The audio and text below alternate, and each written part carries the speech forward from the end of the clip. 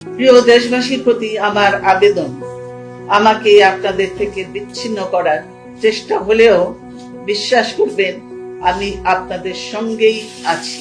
কিছু মৃত্যু আসে নিঃশব্দে, কিন্তু তার প্রতিধ্বনি শোনা যায় বহু বছর ধরে। বেগম খালেদা জিয়ার মৃত্যু তেমনই একটি মুহূর্ত যেখানে রাজনীতি থেমে গিয়ে ইতিহাস কথা বলে। আমাকে এক কাপড়ে বাড়ি থেকে বেরিয়ে আসতে হলো। তারা জবরদস্তি ধাক্কা মেরে আমাকে বাড়ি থেকে বের করেছে। এই ইতিহাসের শুরু ১৯৭১ সালে। তখন বাংলাদেশ স্বাধীন নয়, দেশজুড়ে যুদ্ধ। ২৬ মার্চ স্বাধীনতার ঘোষণা দেওয়ার পর পাকিস্তানি সেনাবাহিনী শুরু করে দমনপীড়ন।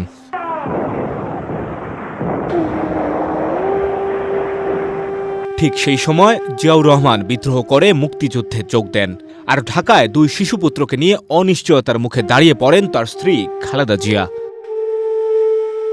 ১৬ মে ১৯৭১ চট্টগ্রাম থেকে ঢাকায় আসেন বেগম জিয়া, সঙ্গে দুই পুত্র।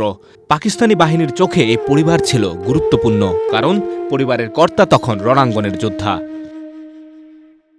২ জুলাই ১৯৭১ ভোরবেলা ঢাকার সিদ্ধেশ্বরীতে একটি বাড়ি। খালেদা জিয়া জানতেন তাকে খোঁজা হচ্ছে। সেদিন অল্প সময়ের জন্য বাড়ির বাগানে বের হয়েছিলেন। ঠিক তখনই পাকিস্তানি সেনারা বাড়ি ঘেরাও করে। সেই দিন দুই শিশু সন্তান সহ গ্রেপ্তার হন তিনি। প্রথমে পুরনো সংসদ ভবন, পরে ঢাকা ক্যান্টনমেন্টে নেওয়া হয় তাকে। জুলাই থেকে ডিসেম্বর ৫.৫ মাস বন্দি জীবন। ১৬ ডিসেম্বর ১৯৭১ বাংলাদেশ বিজয় অর্জন করে। সেই সকালেই মুক্তি পান খালেদা জিয়া ও তার সন্তানরা। কিন্তু মুক্তির পরও তিনি জানতেন না জিয়াউর রহমান আদৌ বেঁচে আছেন কিনা। এই বন্দিদশা ছিল তার রাজনীতির আগের অধ্যায়, ক্ষমতার আগের ত্যাগ। কারাগার ছিল তার জীবনের শুরুতেই লেখা। এরপর আসে রাজনীতি, এরপর আসে আবার গ্রেপ্তার।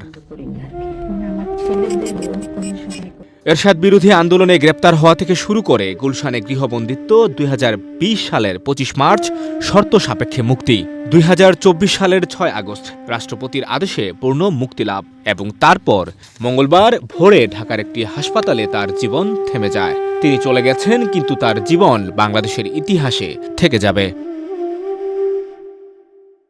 I must do what I preach. Thank you. Sanjay Dutta, বৈশাখী সংবাদ।